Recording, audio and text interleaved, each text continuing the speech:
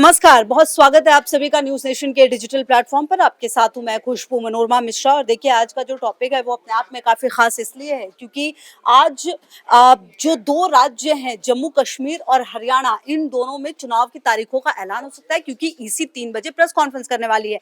और देखिए, ये कयास इसलिए, हालांकि झारखंड में भी चुनाव होने हैं, महाराष्ट्र में भी, लेकिन इन दोनों राज्यों में चुनाव होंगे ऐसा कयास इसलिए लगाया जा रहा है क्योंकि इलेक्शन कमीशन ने अभी कुछ दिन पहले ही दोनों राज्यों का दौरा किया है और अब ये तय माना जा रहा है कि इन दोनों ही राज्यों में चुनाव होंगे। अब देखिए, दोनों राज्य महत्वपूर्ण है क्यों, ये भी हम जानेंगे। और सबसे बड़ी बात तो आप ये समझिए कि जम्मू कश्मीर अपने आप में काफी खास हो जाता है क्योंकि 370 हटने के बाद ये अपने आप में बड़ा चुनाव होगा। हरियाणा खास इसलिए हो जाता है क्योंकि यहाँ पर ऑलरेडी बीजेपी की सरकार है। जिस तरह का प्रदर्शन रहा था 2019 में, वो अपने आप में काफी महत्वपूर्ण था। बहरहाल, चलिए, मेरे साथ सहयोगी मोहित भी जुड़ गए हैं और अब हम बातचीत करेंगे। मोहित, सबसे पहले बात अगर जम्मू कश्मीर की जाए तो जम्मू कश्मीर अपने आप में वो जगह है जो सबसे सेंसिटिव है और पिछले कुछ समय में जिस तरह से आतंकवादी घटनाएं वहां पर बढ़ी है, उन सब के बीच आज जब इलेक्शन कमीशन 3 बजे प्रेस कॉन्फ्रेंस करेगा तो नजर किस तरफ होगी? देखिए, जो लंबे समय से सबसे बड़ी बात थी कि आखिर जमहूरियत जिसकी बात खास तौर पे जम्मू कश्मीर में कही जाती है, अब वो जो एक पुराना था कि बुलेट वहां पर चलती थी, वहां पर वैलिड यानी कि ईवीएम से जो है पूरा लोकतंत्र अब स्थापित होगा। फिलहाल वहां पर राज्यपाल शासन है, लेकिन ऐसे में आज जब चुनाव आयोग प्रेस कॉन्फ्रेंस करेगा जम्मू कश्मीर को लेकर, तो खास तौर पर देखने वाली बात होगी कि जो परिसीमन के बाद पूरा जम्मू कश्मीर की 90 सीटें वहां पर जो अब बनाई गई हैं, जिसमें लद्दाख पहले 7 हुआ करता था, अब लद्दाख को अलग कर दिया है। जम्मू कश्मीर को मिला के 90 सीटें वहां पर बनाई गई हैं और वहां पर अब चुनाव के ऐलान होने हैं। क्योंकि यहाँ पर जैसे पूरे देश में झारखंड, महाराष्ट्र, हरियाणा में चुनाव की बात कही जा रही थी, लेकिन वो चुनाव जो है नवंबर में होने हैं। खैर, इस चूंकि नवंबर तक जम्मू कश्मीर में सर्दियों का मौसम आ जाता है, इस लिहाज से अब यहाँ पर पहले ही यानी कि कुछ महीने पहले जम्मू कश्मीर के चुनाव होंगे, उसके बाद उन तमाम राज्यों के कहा यह भी जा रहा है कि जम्मू कश्मीर के साथ आज जो है हरियाणा के चुनाव की भी घोषणा हो सकती है। और दोनों ही राज्यों में चाहे जम्मू कश्मीर की बात हो या फिर हरियाणा, दोनों ही जगह 90 विधानसभाएं हैं और दोनों ही जगह एक बात और कॉमन है कि हरियाणा में फिलहाल भारतीय जनता पार्टी की सरकार है वहां पर, और जम्मू कश्मीर में जो आखिरी सरकार थी वो भी भारतीय जनता पार्टी की थी जब उन्होंने पीडीपी के साथ गठबंधन करके वहां पर सरकार बनाई थी। बिल्कुल। अच्छा, देखिए, आप कश्मीर की अगर अभी हम बात कर लेते हैं, उसके बाद हम हरियाणा पर भी आएंगे। कश्मीर की अगर आप बात करते हैं तो कश्मीर में चुनाव इसलिए भी महत्वपूर्ण हो जाता है कि आप देखिए, लगातार कहा जा रहा है कि इसे राज्य का दर्जा दिया जाए, लेकिन केंद्र की तरफ से भी लगातार ये कहा गया कि पहले चुनाव होंगे, उसके बाद हम उस दिशा में आगे बढ़ेंगे। तो इसलिए ये चुनाव महत्वपूर्ण हो जाता है। महत्वपूर्ण इसलिए भी हो जाता है कि आखिरकार इस चुनाव का जो प्रदर्शन होगा, खास करके बीजेपी के लिए, शायद ये तय करे कि आप जो 370 लेकर आए, उससे जनता ने दिल से कितना एक्सेप्ट किया। क्या वो उस चीज से खुश है, क्या वो उस बदलाव से खुश है? और क्योंकि काफी समय भी हो गया ना, अगर आप देखें तो लंबा वक्त मिल चुका है अब उस बदलाव को समझने के लिए, चीजों को समझने के लिए।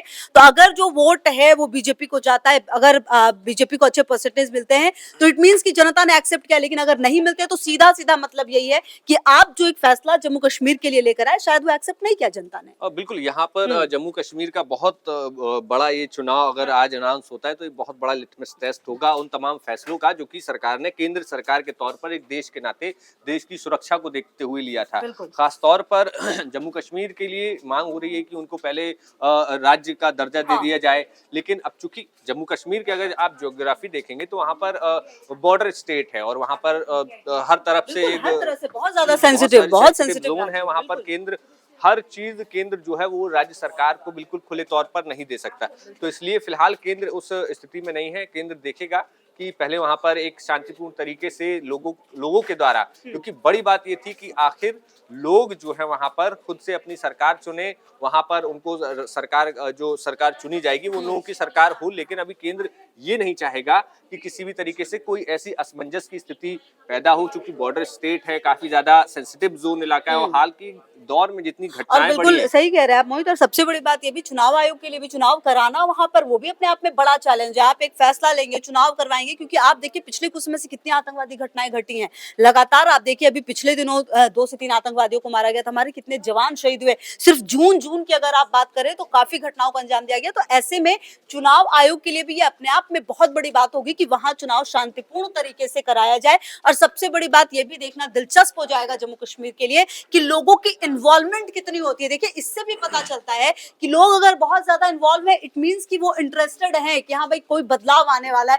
कुछ चेंजेस के लिए। बहरहाल चलिए, ये तो जम्मू कश्मीर की बात हो गई। अगर बात हरियाणा की जाए, हरियाणा खास इसलिए भी हो जाता है क्योंकि बीजेपी की सरकार यहाँ पर, और सबसे बड़ी बात पिछले कुछ समय में काफी सारे बदलाव किए गए। अगर आप देखिए मनोहर लाल खट्टर की जगह नायब सैनी को लाया गया, फिर जेजेपी का निकलना, तो इन बदलावों के साथ हरियाणा में क्या उम्मीद है?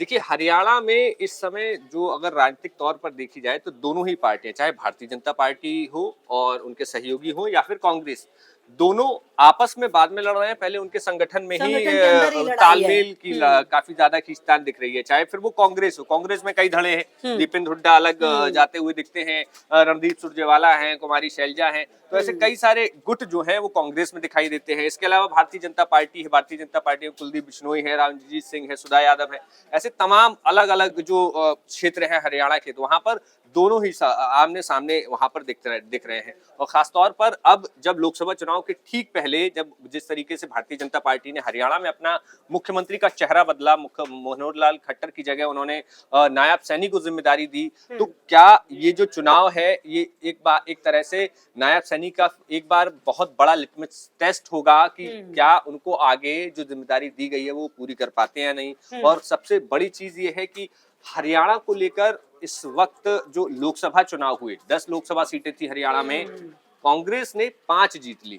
बड़ी चीज ये थी कि आखिर जो 2019 का आंकड़ा 10 में से 10 लोकसभा सीटें जो भारतीय जनता पार्टी के साथ इम्पोर्टेंट बात कही है। तो क्या अच्छा, लेकिन एक चीज ये भी देखी जाती है मोहित कि आप अगर राज्यों के चुनाव देखें और लोकसभा चुनाव देखें तो उसमें अलग अलग रहता है थोड़ा सा मामला। शायद जनता ये जानती है कि हमें राज्य में क्या चाहिए, केंद्र में क्या चाहिए, तो शायद इसको इस तरह से देखना हो। लेकिन कांग्रेस के लिए कहीं ना कहीं जो 5 सीटें जीता वो अपने आप में बहुत मोराल बूस्टर का काम करेगा उनके लिए कि हाँ भाई हमने अच्छा प्रदर्शन किया है हरियाणा में। और बीजेपी के लिए एक सेटबैक जरूर रहेगा कि भाई आखिर वो कौन से पॉइंट थे जो छूट गए और हरियाणा में इस तरह का प्रदर्शन रहा जिसका खामियाजा कहीं ना कहीं आपको जो सरकार बनाने में भी देखना पड़ा था हमें।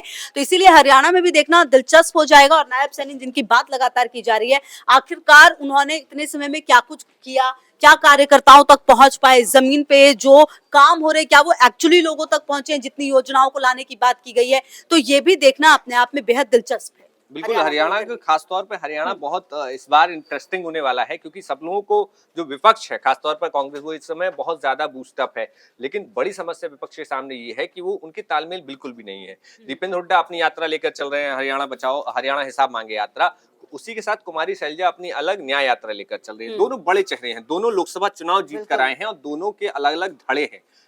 अब अभी कुछ ही दिनों पहले दीपेंद्र हुड्डा का जब सवाल पूछा गया था कि भाई कांग्रेस के पास 90 सीटों पर 2500 लोगों के आवेदन आए हैं, और ये हरियाणा की चुनाव में सबसे बड़ी बात रही है कि खास तौर पर सबसे ज्यादा खामियाजा दोनों ही, कोई भी पार्टी हो, उनको जो भीतर घात या गुटबाजी और जिस तरीके आखिरी टाइम पर जो लोग नेता यहाँ से वहां जाते हैं उसका खामियाजा भुगतना पड़ता है। तो वो एक बार फिर से स्थिति कांग्रेस के सामने ज्यादा है कि वो कांग्रेस उस स्थिति से कैसे निपटती है। बिल्कुल, तो चलिए ये देखना दिलचस्प होगा और खास करके बहुत ज्यादा क्लियर तब हो जाएगा जब इलेक्शन कमीशन की तरफ से तमाम बातें सामने आएंगी। बहरहाल नजर इस पर रहेगी कि आखिरकार जम्मू कश्मीर और हरियाणा में किस तरह से चुनाव होंगे, कितने चरणों में होंगे। लगातार हर अपडेट आप तक सबसे पहले पहुंचाएंगे हम। बहुत शुक्रिया।